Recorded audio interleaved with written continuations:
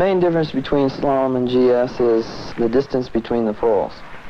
Slalom, the gates are quite close together, and it's more of an acrobatic quickness type of event. Giant slalom, because of the spacing of the gates, is further apart. It's a more physically demanding race, and also a race of precision. The arc that you strike at the pole is the one that you must carry all the way through in order to generate speed to the next pole. Whereas slalom, because the gates are close together, you're not so reliant upon carrying speed at the end of your turn. You can make a mistake and yet within 5 feet get your line back because the poles are coming so quickly. But in giant slalom, because the pole is like 40 feet further away, it's, obviously you have to be more precise in getting into your turn. A good GS, you go 40, 45. In a slalom, you go about 30.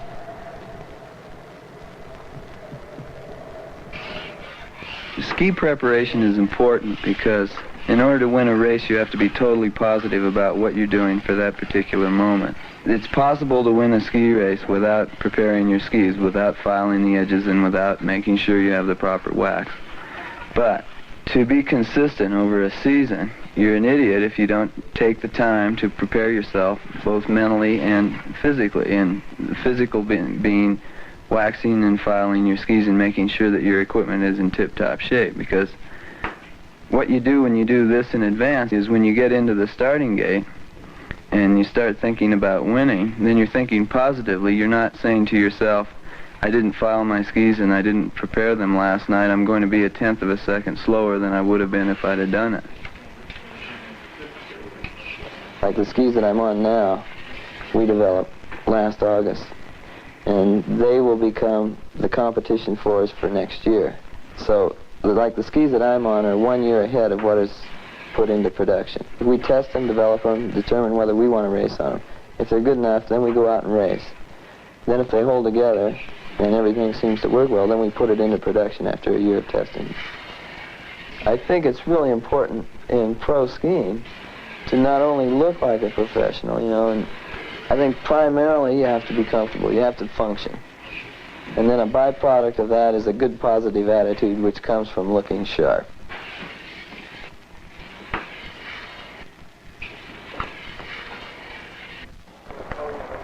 It helps to be a super competitive person to race head-to-head. Racing against the clock or racing against the hill, it's something that, although it's changing, it's still, the idea is static. It's always the mountain and it's always the time that you're hassled with. Racing head-to-head, you not only hassle the mountain and the time, but you hassle the individual. I think the type of guy who excels in say, basketball or tennis or group sports, whereby the added element of another human being is plugged in there and putting the pressure on you. I think this type of athlete excels more at this type of racing than a guy that dwells a lot on concentration, such as a golfer or an individual sport. This no longer, with a dual slalom, although it's individual, it isn't individual, it's a dual sport, because obviously what I do is totally dependent upon what the guy alongside of me does. If he goes really fast and he's ahead of me, then obviously I don't have any alternative except to go fast, catch up, and pass him. Conversely, if he's going slowly and I'm not having trouble staying ahead of him, then I'll just back off on the radius of my turns and be a little more cautious and just stay alongside of him. It's a finite line between determining whether you're going to control him or he's going to control you.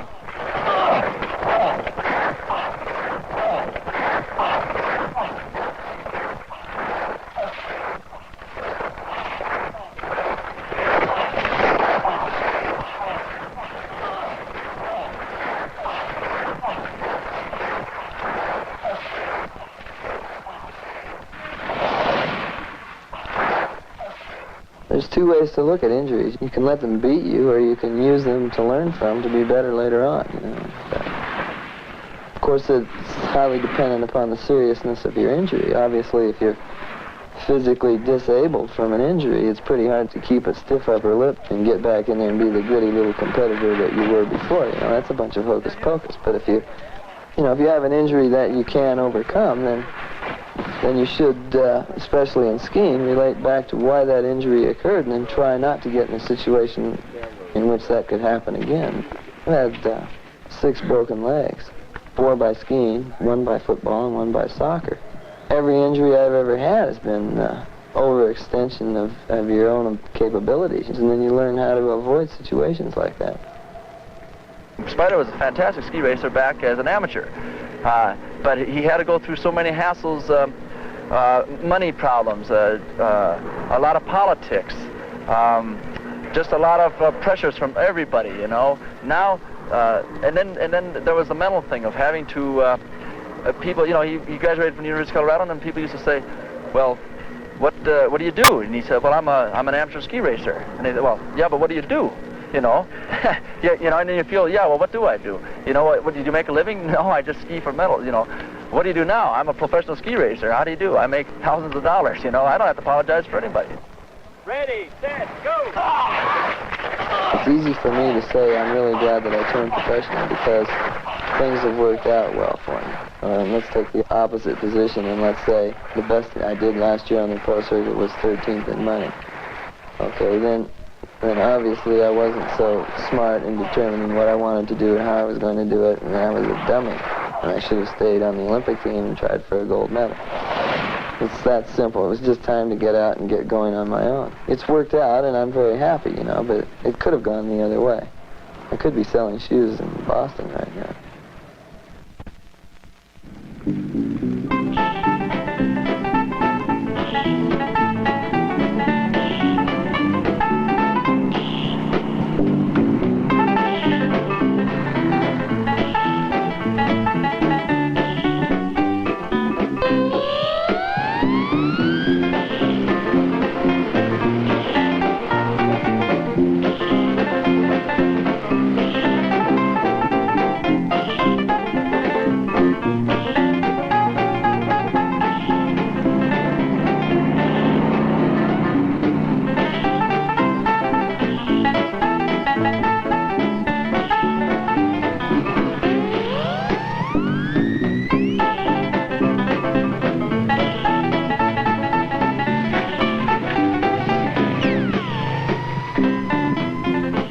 Our dual racing format requires a pretty rapid tempo for about 2 to 3 hours during an event. So what I try to do is keep a certain tempo going. That's why a motorcycle is good, because you do almost exactly the same thing riding a motorcycle that you do skiing, especially in the dirt in rough country. Not specifically on the street, but dirt riding, because it's very important, as in skiing, to get your body to the outside or get your weight out over the wheels of the motorcycle so that it doesn't slip out from underneath you.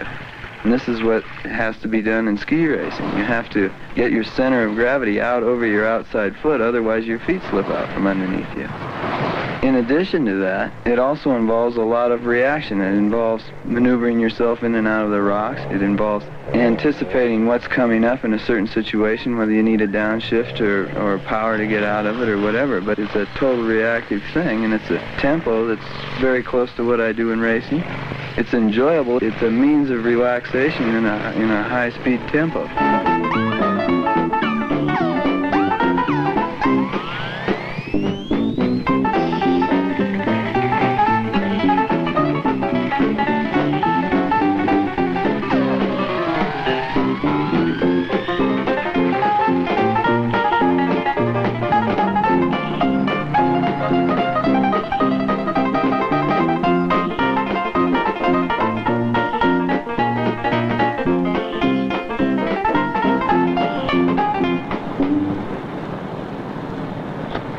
Flying is good because it teaches you how to concentrate.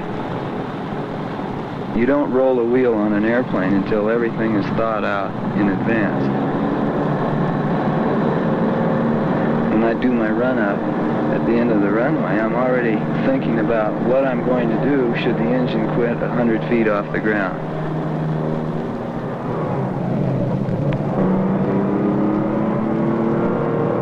I'm not programming a speed-oriented life out of a car, a motorcycle, and an airplane to be a good racer. It just so happens that these are are fun things to do, and they enhance what I do in racing. I want to be a good ski racer. I want to win a lot of tournaments, and I use these tools to be a better ski racer. But like 10 years from now, when I'm not ski racing, I'll still have these basic tools, and I hopefully will be able to use them in another light. The reason really for coming to Aspen is it's a really good place to relax. My brother lives up there. I have numerous friends who live up here. Relaxation involves more than being by yourself. It involves being with certain groups of people that are a lot of fun. I really can't tell you if I've changed that much. I don't think I've changed any more radically than my friends have, because I have the type of friends that would readily tell you if you were screwing up or not. The majority of them are very cynical and very outspoken, and you know, that's the way they are. I think that's the way most younger people are today.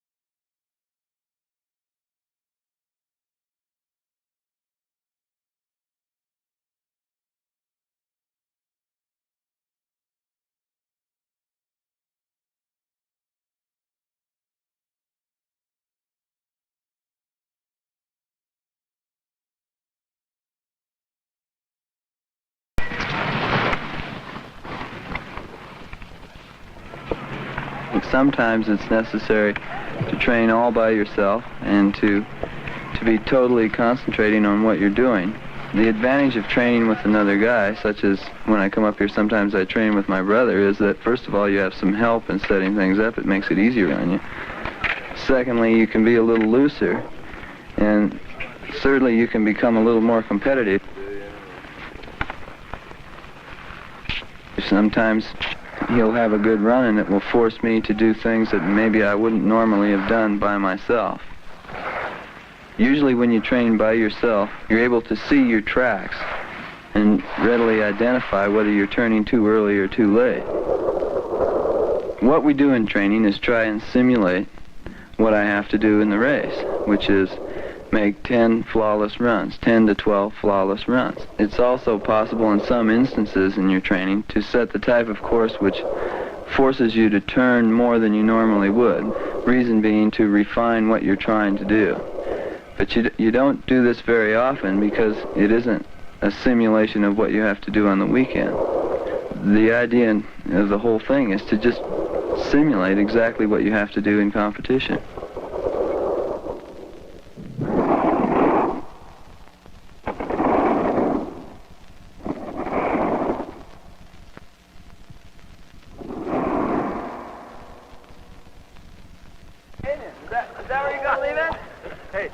We found last year, after the first year, that we're better off setting the courses and preparing them ourselves than having someone at the area do it, specifically because the type of format that we're using right now is pretty much foreign to people, you know, and like in many instances, ex-racers who were setting the courses set something that was highly strenuous and highly difficult for the terrain, knocking people out of the race, which is not what we want to do. We want the spectator to be turned on to what we're doing.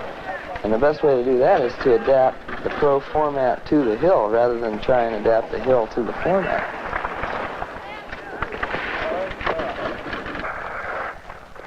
When I look at a course, I look initially for places where I feel it's going to be difficult, where I could possibly make a mistake and lose time.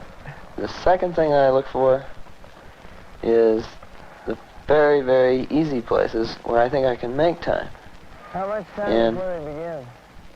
Pro racing is a full aggression for 40 seconds, but it's also an absolute minimization of mistakes.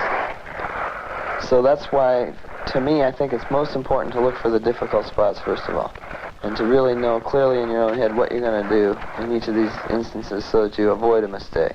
And the next thing you do is you look for the places where you can go like hell and make time on the other guy.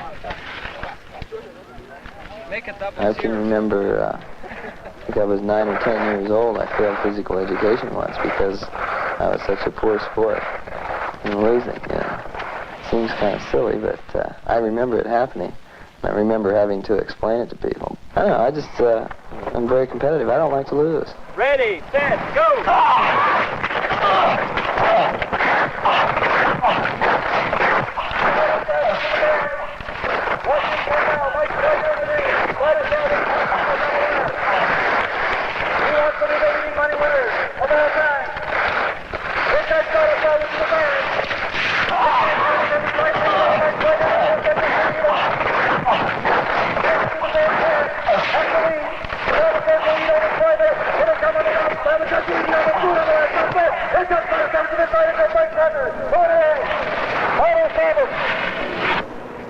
Although I only have 4 years to do what I want to do really well, I nonetheless have to train myself, have to program myself, have to prepare myself to go really fast down between these gates and to beat the other people and to attain the success that I want in skiing.